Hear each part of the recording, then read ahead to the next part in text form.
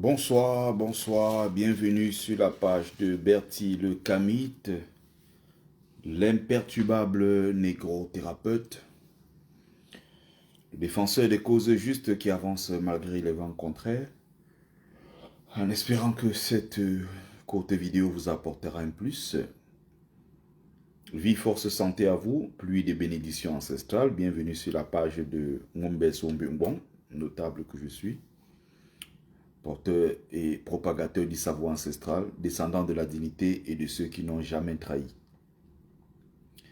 Alors, je vais m'adresser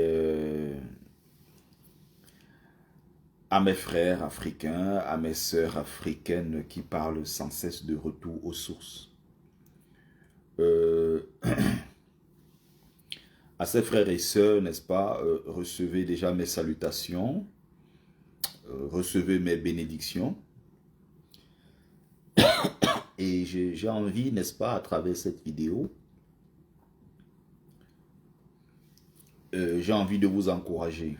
Bonsoir Bamenda Bams, Martial Bakop, bonsoir Valkyrie, bonsoir tout le monde, bonsoir mes amis du côté de Facebook, mes amis de TikTok, bonsoir à vous. Alors, quand on parle de retour aux sources, ou alors d'un retour en fait aux racines africaines. Mais bon, le thème consacré, le thème qui est le plus usité, c'est retour aux sources, disons ça comme ça. Mais on peut parler, n'est-ce pas, très objectivement de retour vraiment à ses racines, parce qu'il y a beaucoup qui se sont détachés, qui se sont coupés de cette racine. Certains volontairement, d'autres par mimétisme, d'autres par aliénation. Vous voyez, donc on va d'abord commencer par parler de ce retour aux sources. C'est quoi retourner aux sources? C'est quoi retourner à ses racines? Il y a certains qui vont te parler de retour aux sources. Comme si retourner aux sources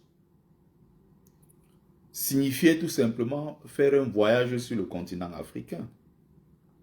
Le retour aux sources ou le retour à ses racines voudrait dire que on peut faire, qu'on impose quand même quelque part qu'on fasse au moins ce un, c'est-à-dire que le retour qui est le plus important, qui est un retour beaucoup plus spirituel,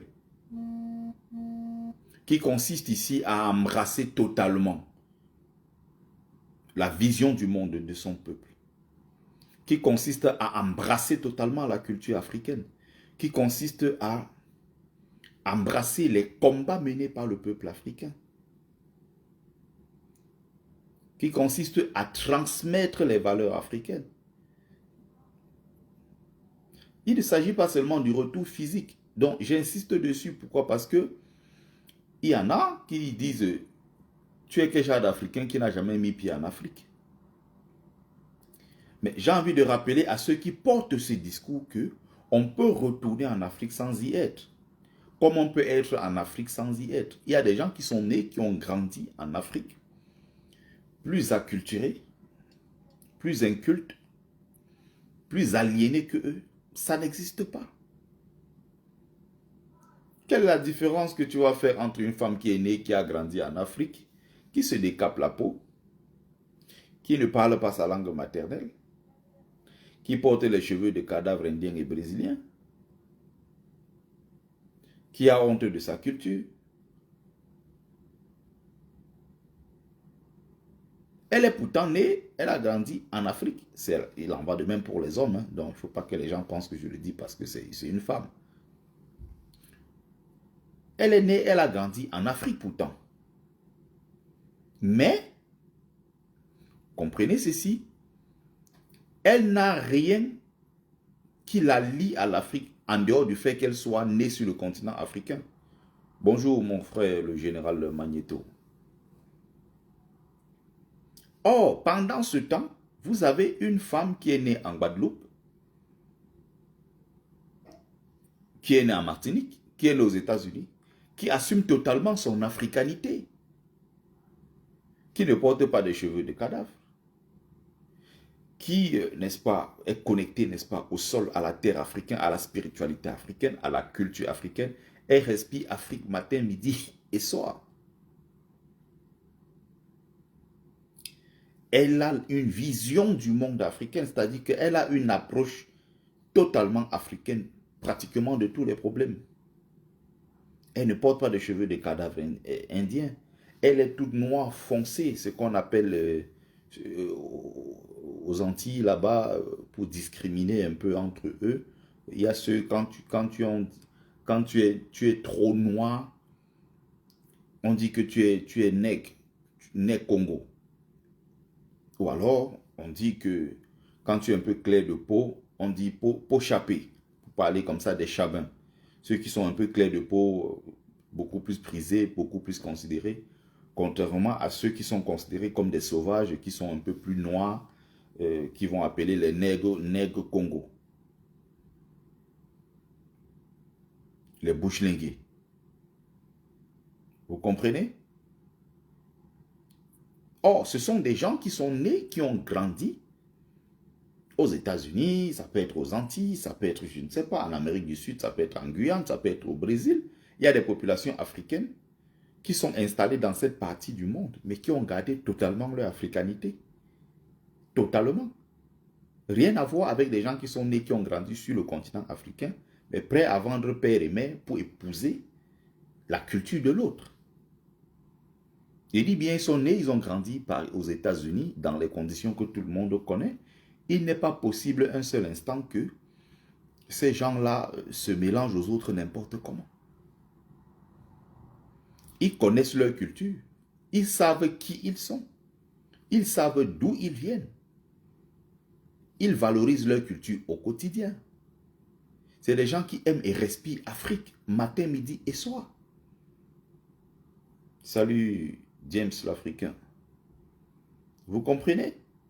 Donc, pour ceux et celles qui veulent faire leur retour sur le continent africain, il ne suffit pas de quitter le Brésil, quitter la Guyane, Guadeloupe, ou je ne sais pas quelle partie du monde, et prendre son billet d'avion pour courir tout de suite aller en Afrique pour dire qu'on a fait le retour aux sources, où on s'est reconnecté à ses racines. Non, se reconnecter à ses racines, voyager sur le continent africain, c'est la dernière étape. Ce n'est pas l'étape la plus importante. L'étape la plus importante, c'est le retour d'abord spirituel. C'est la reconnexion à l'Afrique. C'est la reconnexion au monde de ses ancêtres. C'est la reconnexion avec soi-même. C'est de retrouver son africanité, ce qu'il y a au plus profond de soi. C'est l'essence même en fait de la chose. C'est la chose, ce qu'il y a au plus profond.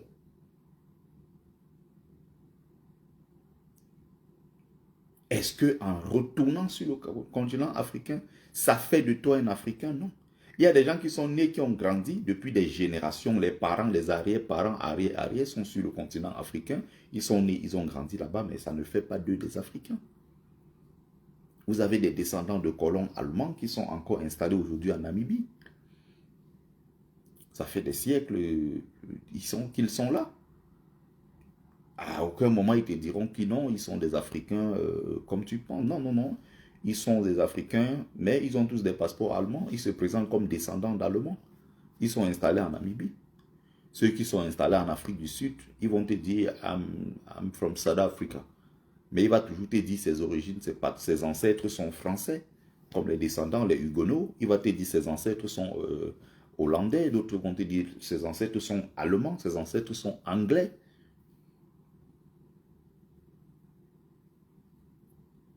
Donc, retourner sur le continent africain ne signifie pas, c'est important, d'accord, mais c'est la dernière étape. La première étape, c'est la reconnexion avec soi-même. C'est d'apprendre son histoire. C'est-à-dire, je vais vous raconter quelque chose. C'est-à-dire que le Berti que vous voyez aujourd'hui ne serait pas ce Berti si je n'avais pas pris le temps d'étudier d'abord qui je suis, d'étudier mon histoire, pour comprendre pourquoi je suis là. Qui suis-je? De retourner et me reconnecter à ma spiritualité africaine, d'aller puiser au plus profond des traditions africaines. J'ai de l'habitude de vous dire ici que le peuple noir, c'est le plus grand, n'est-ce pas? C'est le plus grand héritier de toute l'humanité. Le peuple noir est le peuple qui a le plus grand héritage. L'Afrique, c'est le berceau de l'humanité et de toutes les civilisations. Le berceau même de toutes les religions.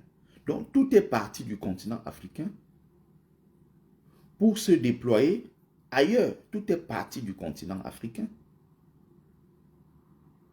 Que ce soit en astronomie, que ce soit en religion, que ce soit en histoire, que ce soit, je ne sais pas dans quel autre domaine, vous avez tout l'héritage sur le continent africain. Que ce soit dans la littérature, que ce soit dans la poésie, que ce soit dans la spiritualité, que ce soit dans n'importe quel autre domaine. Les domaines sont tellement vastes, que ce soit dans des systèmes même politiques, ce qu'on appelle, ce qu'ils vont appeler plus tard démocratie, que ce soit en politique, que ce soit sur le plan même de l'invention, sur le génie. Le génie africain est un génie, mais incroyable. Et ce génie-là s'est exprimé partout sur la planète Terre. Donc, c'est à toi l'Africain de te connecter à toi-même. C'est à toi l'Africain d'épouser ta réalité, toi en tant qu'Africain. C'est à toi l'Africain d'être fier de toi. Si tu n'as pas fait ce travail-là qui te permet, toi, Africain, de te connecter à ta propre réalité, tout le reste est perdu. Tout le reste, c'est débauche d'énergie, c'est perte de temps. Tu n'y parviendras jamais si tu penses que, parce que tu es noir, tu es inférieur à l'autre. Ce sont des chaînes mentales. Et quand tu as donc déchaîné ça, tu te redécouvres maintenant autrement. Et quand tu as déjà déchaîné ça, tu as coupé ces chaînes mentales, c'est là où tu peux maintenant te reconnecter, découvrir maintenant qui tu es. Et cette découverte de ce nouveau soi te permet de ne plus avoir de complexe. Il n'y a pas... c'est pas possible que tu te trouves devant un blanc et que tu te sentes complexé parce que tu es noir, il est blanc, tu as le blanc en face de toi. C'est que tu n'es pas encore kémite. Un kémite n'a pas ce complexe. Un kémite se sait héritier des plus grandes civilisations. Un kémite, c'est quelqu'un qui a confiance en lui. Un kémite, c'est quelqu'un qui sait qui il est, qui a fait ce travail de reconnexion avec lui-même, qui est allé puiser au plus profond de lui pour savoir qui il est et ce qu'il représente dans l'histoire de l'humanité. Quand tu sais que tes ancêtres ont été les plus grands guides de l'histoire de l'humanité dans la voie de la civilisation, comme le disait le grand maître Cheikh Anta Diop. Votre combat, c'est quoi? Bloqué tout de suite. Pas de temps à perdre. Voilà. Donc, quand tu as pris ce soin, ce temps-là de te reconnecter, mais tu as une confiance en toi que tu n'avais pas avant. C'est pour ça qu'on invite toujours ces gens à faire d'abord ce travail sur eux-mêmes. Parce que le plus important, ce n'est pas de partir de France. On se lève parce qu'on se dit, bon, voilà, je vais me reconnecter à la source. On se lève, on court, on va sur le continent africain. Non, c'est tout un travail. C'est tout un long processus. Mais ça commence par l'essentiel.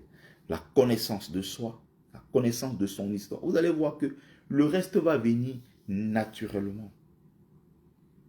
Quand tu vas lire pour savoir les rôles, la place que le noir avait dans l'histoire de l'humanité, quand tu vas découvrir l'histoire de Nyanda Nyakasikana, quand tu vas découvrir l'histoire de la mulâtre solitude, tu vas découvrir l'histoire de la reine des Zinga, de la reine Poku, de l'histoire des Kandas, l'histoire de la dynastie des Magadia, tu vas découvrir l'histoire formidable de Kimpavita, ça peut être... Il y a tellement, il y a tellement. Quand tu vas découvrir cette histoire, quand tu vas te connecter, il faut aller se connecter. Il ne faut pas aller de l'autre côté, là où il y a des... Comment on appelle ça, le courant basse tension. Non, il faut aller à la source directement. Il faut aller directement puiser. Pas à l'embouchure, comme aime bien dit mon maître Lasconi. Ngombulu ya Sangi Yamina Bantu Lasconi. N'allez pas à l'embouchure, allez vous connecter à la source, allez boire directement à la source au lieu d'aller à l'embouchure. Quand tu as déjà fait ce travail, le reste vient facilement. On ne peut pas dire qu'on est retourné à la source et on s'est décapé la peau. Tu t'es décapé la peau, tu ressembles à quelle de tes grands-mères? À laquelle? Aucune de tes grands-mères, aucune de tes ancêtres ne s'est décapée.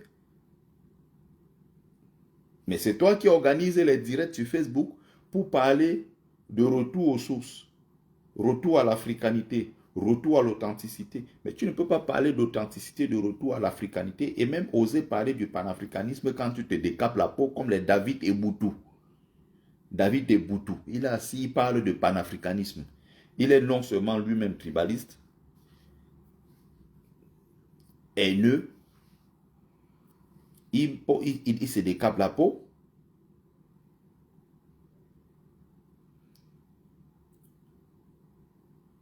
Et il soutient la dictature.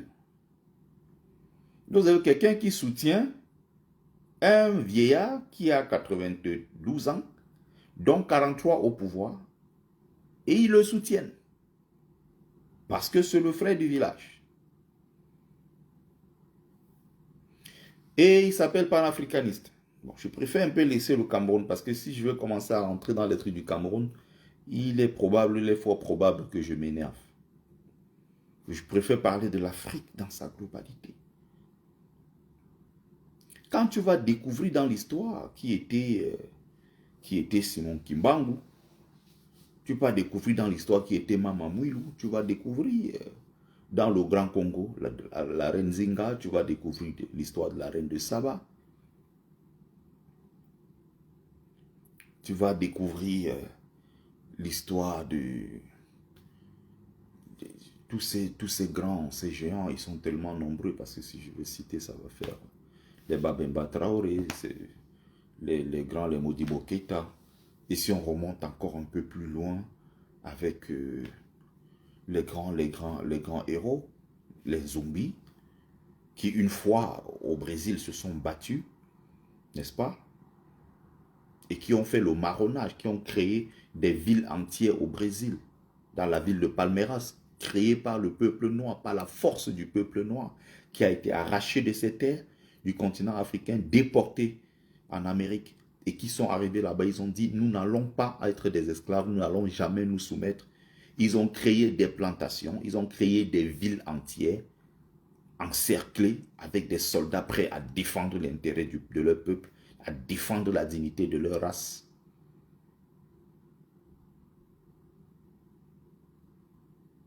Vous voyez, des gens qui se lèvent pour défendre avec force, avec courage et avec dignité leur peuple.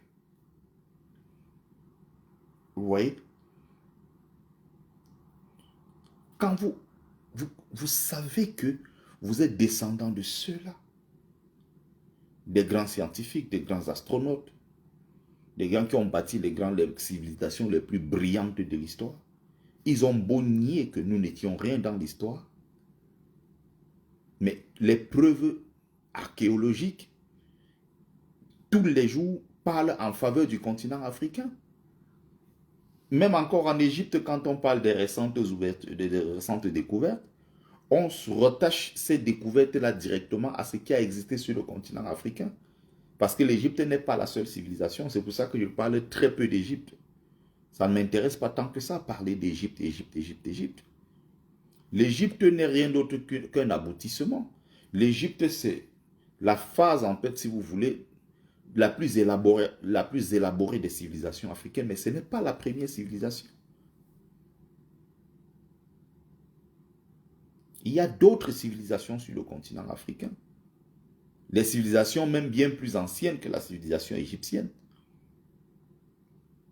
La civilisation en Mpumalanga, l'Afrique du Sud actuelle, vous avez d'autres civilisations qui naissent après le déclin de l'Égypte. Le retour maintenant vers les zones du Sud. Certaines civilisations vont être créées par la suite. C'est l'histoire que je suppose vous connaissez tous. Quand vous êtes donc kémite, vous avez cette base de travail que vos ancêtres ont déjà laissée comme héritage. Que ce soit en anthropologie, en astronomie, en génétique et tout ce que vous voulez, en littérature. Mais c'est un héritage formidable. C'est à vous donc d'aller vous connecter à ça. Une fois que vous vous êtes connecté, vous avez choisi un domaine. Vous avez peut-être dit, je me spécialise dans l'architecture africaine. Il ne faut pas croire que l'architecture que vous voyez partout, que ce soit l'architecture haussmannienne, que ce soit l'architecture, je ne sais pas, arabo-musulmane, que ce soit tout ce... Non, l'Afrique a elle-même son modèle, son plan de construction des villes, son architecture authentique africaine. Il y a des gens qui n'étudient que ça. Il y a ceux qui n'étudient que la poésie mystique africaine. Il y en a qui n'étudient que la littérature africaine, le théâtre africain. Il y a d'autres qui sont spécialisés dans la mise en scène, par exemple. Ça commence avec l'Afrique. C'est-à-dire que cette façon de mettre en scène des animaux qui parlent. Les Occidentaux ne savaient pas ce que c'était. Donc, toi qui es africain, que tu sois né en Guadeloupe, en Martinique, que tu sois né aux États-Unis, que tu sois né je ne sais où, si tu veux te reconnecter à l'Afrique, ce n'est pas s'asseoir sur Facebook et dire qu'on est panafricaniste, ou bien qu'on est africain, ou bien non. On ne peut pas dire qu'on retourne aux sources et on embrasse l'islam. Ce n'est pas possible. On ne peut pas dire qu'on retourne totalement aux sources et on embrasse le christianisme. Ce n'est pas possible. Donc si tu n'as pas déjà commencé par faire cet effort de reconnexion avec ton ancestralité, avec la vision du monde de tes propres ancêtres, si tu n'as pas fait cette reconnexion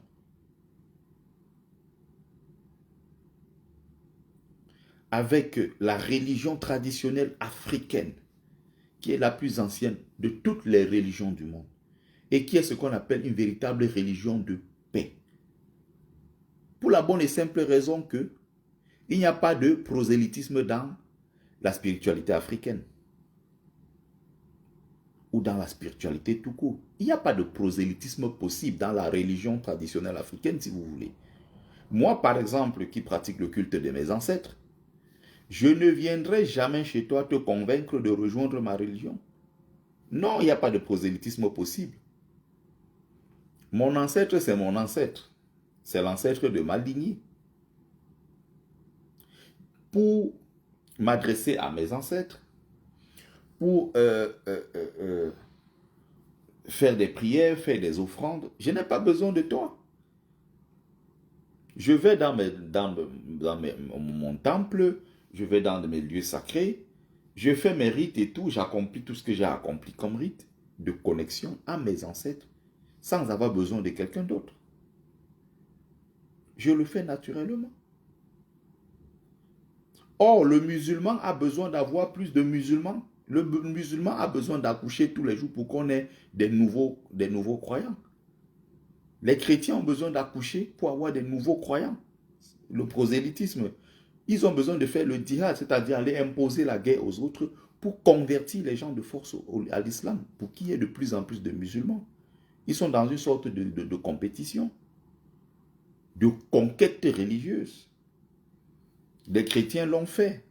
Aller obliger les gens, comme on est venu chez nous en Afrique avec l'islam et le christianisme, créer des guerres, imposer ces religions, former les premiers imams africains, les premiers prédicateurs africains, former ces premiers qui eux-mêmes maintenant se sont transformés en bourreaux de leurs propres frères africains, en allant partout sur le continent africain, créer des guerres sanglantes, diviser les familles avec des affaires religieuses. Et ça, la saignée continue jusqu'aujourd'hui. Vous comprenez? Ça continue. Et donc, on ne peut pas dire qu'on est africain quand on embrasse encore, on prend ce qui nous arrange et on rejette le reste. Non, c'est un packaging. Où tu veux ou tu ne veux pas, tu prends ou tu ne prends pas. On ne fait pas des plans avec ça.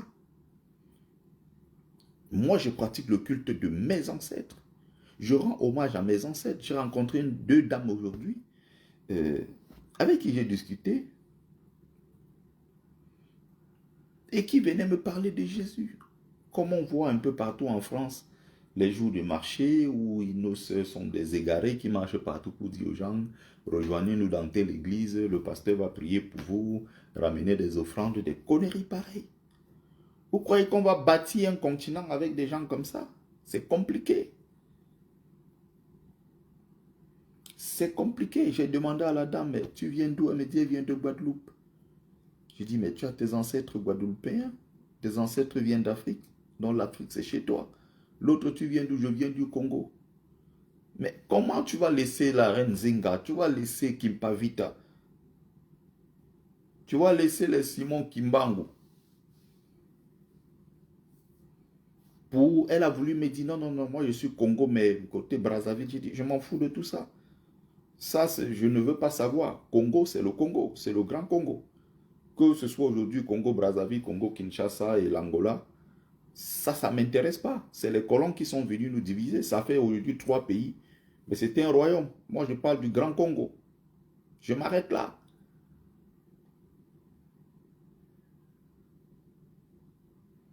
Mais au lieu d'invoquer ces gens-là dans tes prières, dans tes offrandes, dans tes moments de célébration, au lieu de te connecter à eux,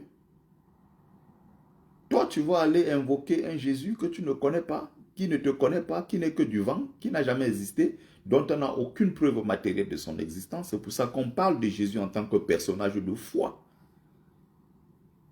Ce n'est pas un être, ce n'est pas un personnage historique au sens historique même du terme, mais c'est un personnage de foi. C'est pour ça qu'on dit personnage de foi. On croit qu'il existe, mais on ne veut pas dire qu'il a existé. On n'a aucune preuve. Et comment les gens peuvent déjà même croire en un mec pareil? S'il avait même existé, ce n'est pas possible de croire à un tel mec. Moi, je laisse mes ancêtres, je vais laisser les Ngolonkenye, je laisse les Nkenye Pierre, je laisse les Mbotanguna.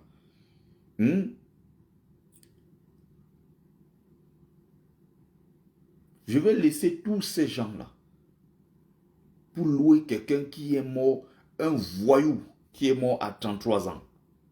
On dit qu'il est mort à 33 ans, il n'a pas d'enfant, il n'a même pas construit maison. Donc il n'est pas capable de fonder une famille, d'élever, d'éduquer les enfants. Il est mort à 33 ans, sans femme, sans enfant. Vous prenez quelqu'un comme ça pour faire votre prophète. Non mais il faut être sérieux. Nos ancêtres étaient des gens valeureux, donc je ne peux pas en aucun cas. Ce serait une trahison, une malédiction que je vais porter le restant de ma vie. Et tous ces Africains qui sont dans ces histoires sont prêts à porter les armes contre leur propre continent. Allez voir quand on dit quelque chose concernant l'islam. Tout de suite, quand tu vois l'Africain musulman, il est prêt à embrasser l'arabe, se joindre à lui pour combattre ses propres frères africains, sous prétexte que les Arabes, c'est les descendants d'Allah. C'est les descendants du prophète.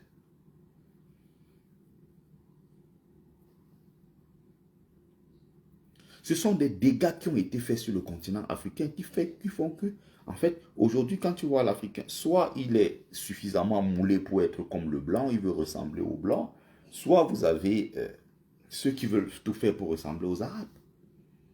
Le fait qu'on ne soit pas suffisamment enraciné dans notre culture,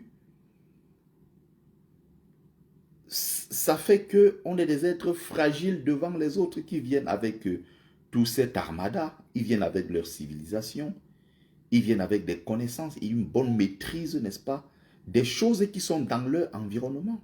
et qui sont de leur vision du monde, de leurs ancêtres. C'est pour ça que dans ces choses-là, on ne peut jamais s'en sortir devant eux. J'ai écouté un des frères qui faisait un témoignage très naïf hier. Comme quoi, quand on avait dit à Monseigneur Ndogmo au Cameroun qu'il fallait qu'il se batte pour être président de la République, il a dit que pour lui, être président de la République ne représentait rien du tout parce qu'un président de la République du Cameroun, c'était un esclave de la France soumis à la France. Pour lui, être président du Cameroun ne représentait rien du tout.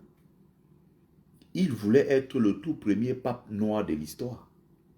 Il voulait être le premier noir qui est pape et qui va venir du Cameroun pour aller être pape au Vatican. Mais j'ai éclaté de rire. Et le monsieur le dit vraiment, il le dit de bonne foi. Hein, c'est-à-dire qu'il est convaincu que... Et je ne sais pas si lui-même à l'époque, Monseigneur Ndogmo, il croyait un seul instant à ce qu'il disait. Est-ce qu'il croyait un traître mot de ce que lui-même il racontait? Que non, renverser Aïdjo pour prendre le pouvoir ne l'intéresse pas. Il veut être le tout premier pape de l'histoire. Il veut partir pour prendre la place du pape. C'est une vaste blague. Tapotez, tapotez, tapotez, tapotez, tapotez, s'il vous plaît. Mettez Good Life. Si ça vous plaît et que vous êtes là, je suppose que ça vous plaît. Mettez Good Life et puis tapotez. Pour ceux qui sont sur Facebook, likez et partagez, s'il vous plaît. N'oubliez pas, likez et partagez. Donc, il faut bien qu'on se comprenne. Il faut bien qu'on se comprenne.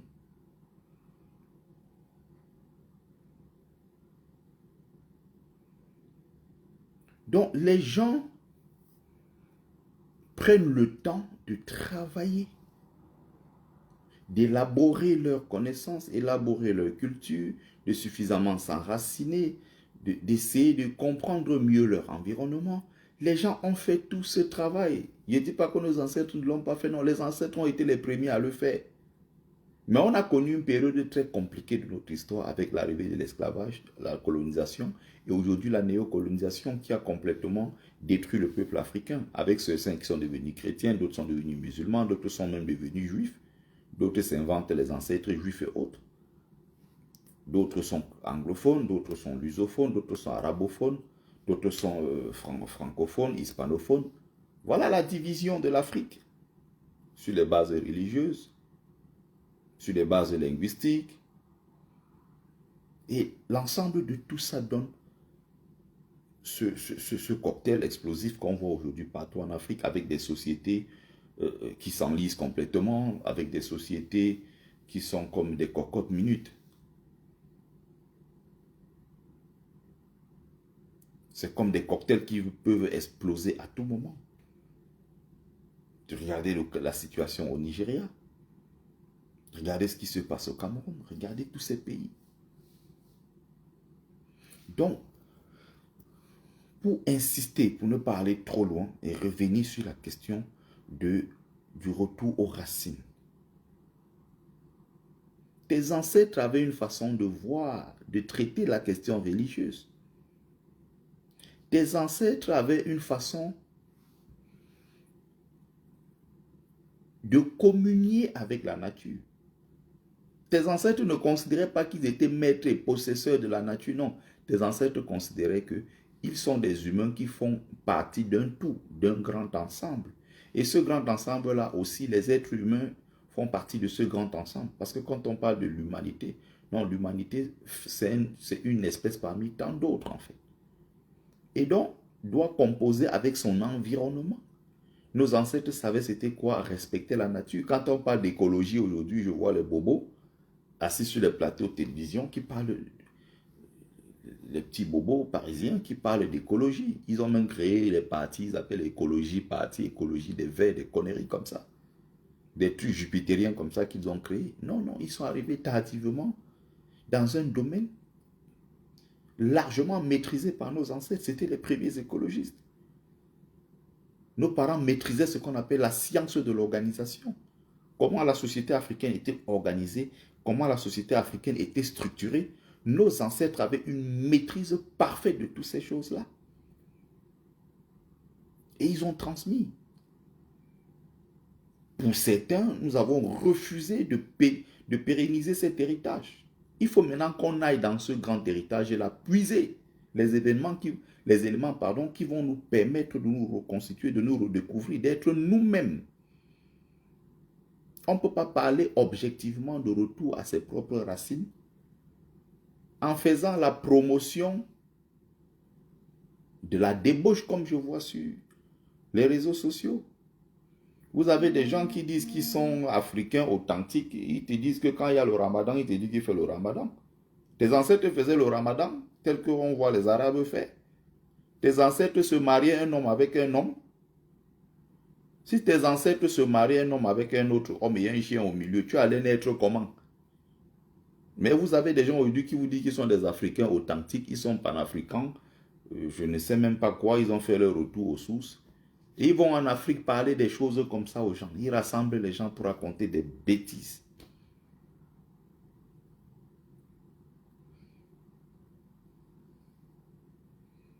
Ceux qui sont même sur le continent africain, c'est-à-dire cette diaspora, ceux qui sont sur place sur le continent, ces Africains du continent, sont même encore pires que les Africains de la diaspora. La diaspora, elle peut être considérée comme appelée la diaspora récente. C'est nous comme ça qui avons immigré, la diaspora récente, que les autres appellent la diaspora volontaire. À ne pas confondre avec la diaspora historique qui est là depuis des siècles qui avait été déportée.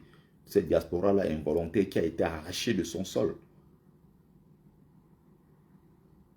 Donc, quand vous prenez le temps de comprendre, quand vous faites un effort d'aller vers la connaissance, puisqu'il y a des niveaux de connaissance, c'est aussi hermétique. Il faut maintenant faire un travail profond, au plus profond de soi pour, n'est-ce pas, accéder à ce niveau de connaissance. Il faut franchir des étapes et ça va par paliers successifs. Donc, il faut faire le travail. Travailler sans cesse. Apprendre à mieux se connaître. Épouser les réalités mêmes de sa civilisation, de son berceau civilisationnel. Les Occidentaux, depuis des siècles, font des choses comme les parents le font, comme leurs ancêtres le faisaient. Quand je vous faisais des lives,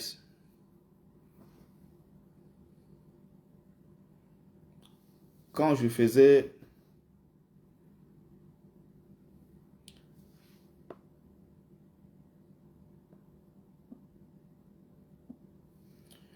Charnel, qui me cherche? Tu dis que qui me cherche? Je comprends même pas ce que tu racontes. Quand je vous faisais des lives ici sur l'Afrique du Sud, je faisais des directs ici sur l'Afrique du Sud.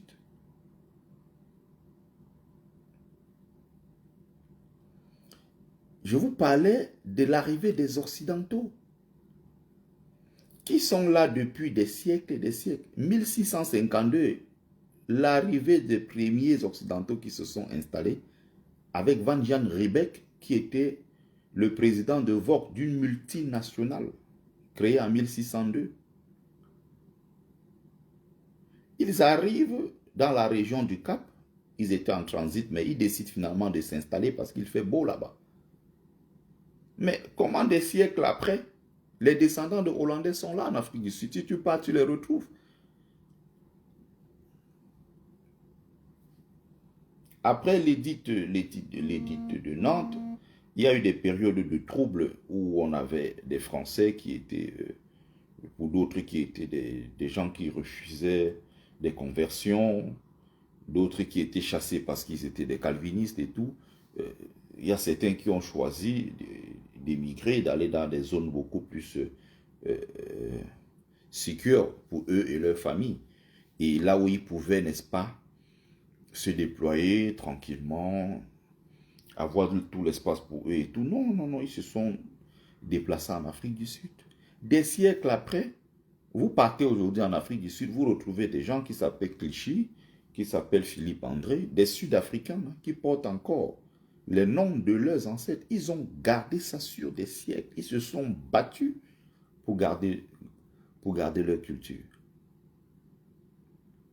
Vous avez des villes carrément qui ont été créées par des Anglais. Vous avez des villes créées par des descendants de Hollandais. Vous avez aussi des villes Comme Franschhoek, par exemple, la ville de Franschhoek, dans la grande commune de Stellenbosch, ce sont des villes créées par des Français, ça s'appelle Franschhoek. Ils n'ont jamais oublié que leurs ancêtres vigniers étaient des vignerons.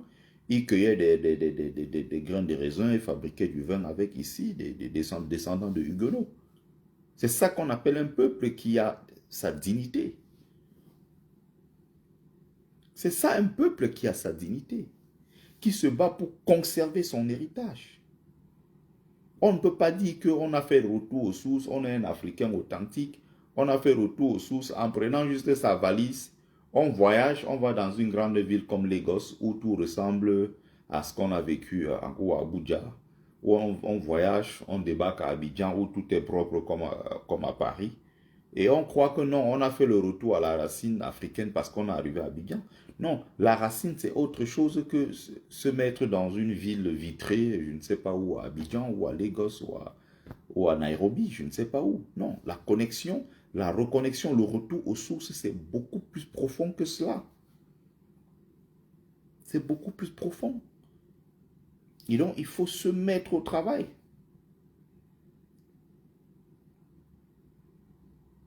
Donc, pour aller à la conclusion, je ne veux pas faire très long. J'ai encore 20 minutes.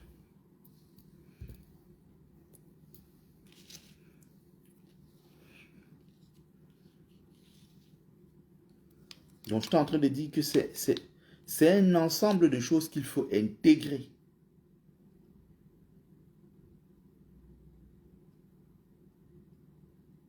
C'est un ensemble de choses qu'il faut intégrer. On va mettre fin à l'ignorance de Sanoussa qui dit que tous les panafricanistes sont en Europe. C'est encore une fois de la bêtise et l'idiotie de nos frères qui pensent que parce qu'on est panafricaniste, on ne doit pas être hors du continent africain. Si tu ne le savais pas, ceux qui ont créé même ce panafricanisme, ils l'ont créé en Europe. Le panafricanisme est né en Europe. Le panafricanisme n'est pas né en Afrique. Le panafricanisme est né en Occident, créé par des Africains. Quand on te parle de Léon Gontran Damas, les Marcus Garvey, les George Patmore, les Dubois, et plusieurs parmi eux n'ont jamais mis pied en Afrique. Plusieurs parmi eux n'avaient jamais mis pied sur le continent africain. Mais ils ont créé le panafricanisme, qui était cette façon de voir le monde à travers le prisme africain, par les Africains eux-mêmes. Et être africain ne veut pas dire qu'on vit sur le continent africain. Je vous ai dit, il y a des gens qui vivent sur le continent africain qui n'ont rien à voir avec l'Afrique. Ils sont noirs, nés, grandis sur le continent africain, mais qui n'ont rien à voir avec l'Afrique. Et je vous ai pris des exemples au début du live ici, des gens qui sont nés hors du sol africain, dont les arrière-parents sont hors du sol africain, mais qui ont tout de l'Afrique, qui respirent Afrique matin, midi et soir. Donc être un bon Africain, c'est pas être sur le continent africain. Et être hors du continent africain ne veut pas dire qu'on est un mauvais Africain.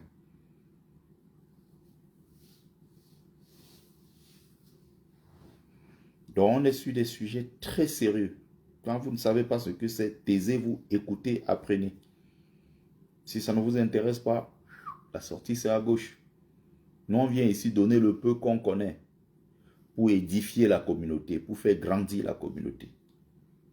Demain, vous ne direz pas qu'on n'avait pas des gens qui faisaient des lives intéressants. Si vous voulez le Congo, ça, c'est pas ici. Allez choisir les directs où vous pourrez raconter toutes vos bêtises là-bas.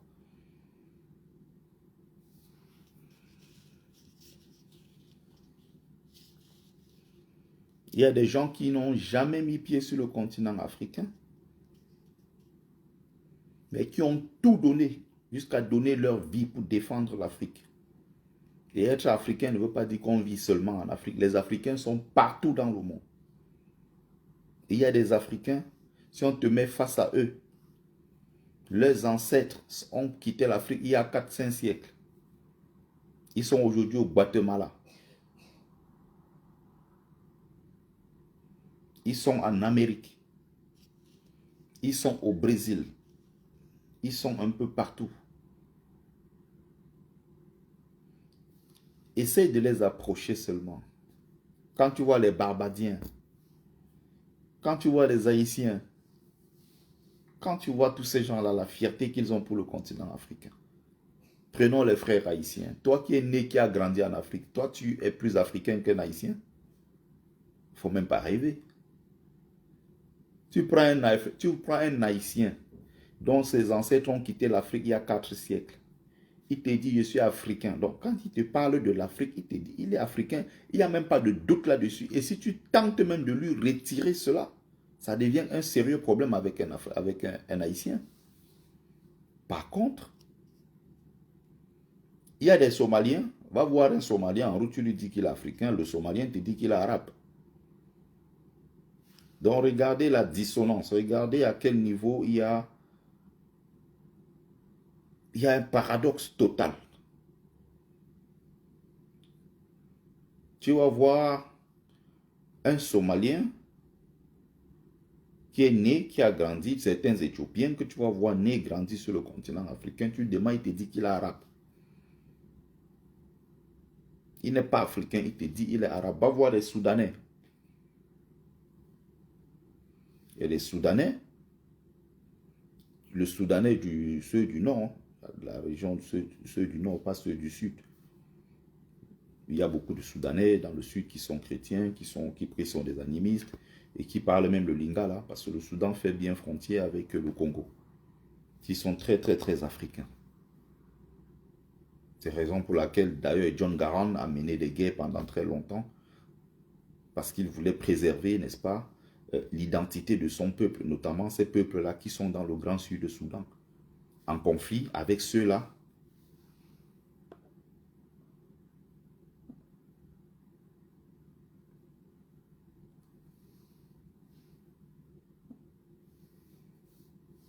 Voilà, qui sont avec ceux-là, n'est-ce pas, du Nord, vous comprenez, qui n'ont rien à voir, complètement rien à voir.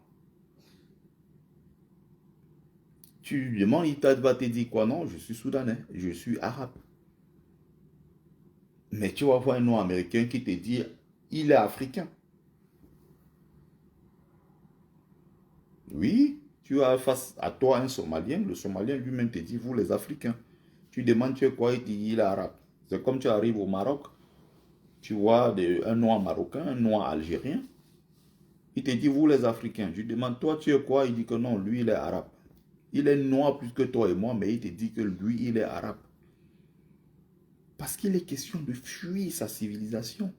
Il est question d'aller squatter la civilisation des autres. Voilà.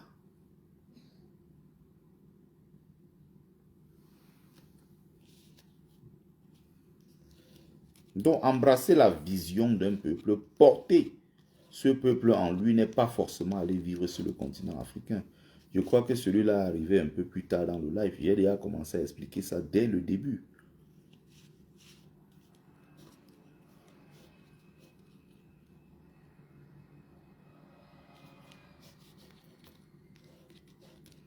Donc, c'était le petit live que je voulais faire avant d'aller me coucher pour rappeler ici un certain nombre de choses.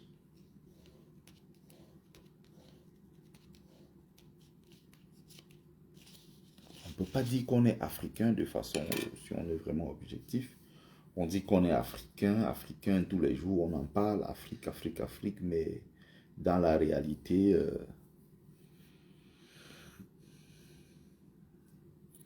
on fait totalement le contraire. Eh oui, il y a beaucoup de choses. Je voulais parler de quelque chose, mais bon, j'ai préféré laisser ça tomber parce que si je vais entrer dans ces détails, c'est pas bon. Je préfère laisser. Donc voilà ce que je voulais apporter comme modeste contribution, n'est-ce pas? Voilà ma modeste contribution sur ce sujet-là. Certainement, J'y reviendrai. J'en ai d'ailleurs souvent parlé. Hein. J'en ai souvent parlé, donc voilà. C'est tout un travail. C'est tout un travail et il ne faut jamais se décourager. Il faut se mettre au travail de façon constante pour pouvoir atteindre un certain nombre d'objectifs. Voilà. Merci donc à ceux qui ont pris le temps de regarder le live. C'était Bertie le Kamite, l'imperturbable négrothérapeute, défenseur des causes justes qui avance malgré les vents contraires, en espérant que ça vous a plu. Vie, force, santé à vous, pluie des bénédictions ancestrales. C'était Mumbeso Mbumbon, notable que je suis, porteur et propagateur du savoir ancestral, descendant de la dignité et de ceux qui n'ont jamais trahi. Très bonne soirée à tous et à toutes.